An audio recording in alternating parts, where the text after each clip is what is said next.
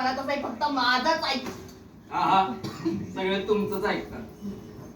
राम राम मंडळी. राम राम सरपंच. हा, आज मी एक चांगली वार्ता घेऊन आलोय.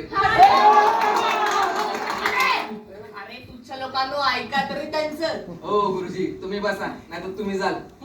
हा तर मंडळी, आजवर जे आपण रीडवर ऐकलं, क्रिकेटची मॅच. ए चेंडू पाहिजे बस खाली.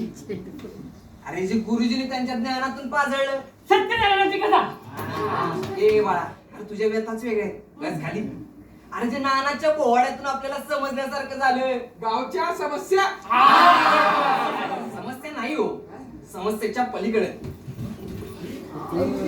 तिकडे काय समस्या? तुमची भिकार तोंड इकडे घ्या. मला सांगा, समस्येच्या पलीकडे काय असतं? हो, समस्येच्या पलीकडे असतं रामायण. हेच रामायण आता आपल्याला बघायला मिळणार आहे. ए शिवऱ्याक्का, तुझाच लेख तुला सोडून तिकडे तालुक्याला गेलाय ना? बरं का हो मंडळी, अहो फक्त रामायण बघायचं म्हणून बायकोच्या माहेरी गरजावे म्हणून राहिलाय. हे का बरं दिसतं का? त्याला बोलू.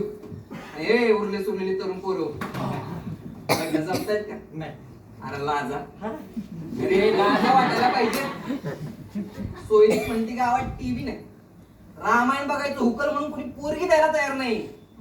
हा पण आता ते जमणार बरं का, कारण या गावचा सरपंच या नात्यानं या गावच्या विकासासाठी आणि कल्याणासाठी मी एक नवीन टीव्ही घेऊन आलो. मुर्दाबाद.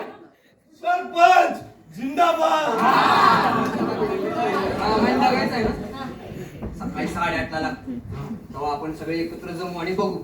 हा पण त्याच्या आधी गुरुजींच्या हस्ते पूजा होईल बरं का. गुरुजी काय काय सामान लागतं सांगा बरं. हो हो, हळद, कुंकू, अक्षता.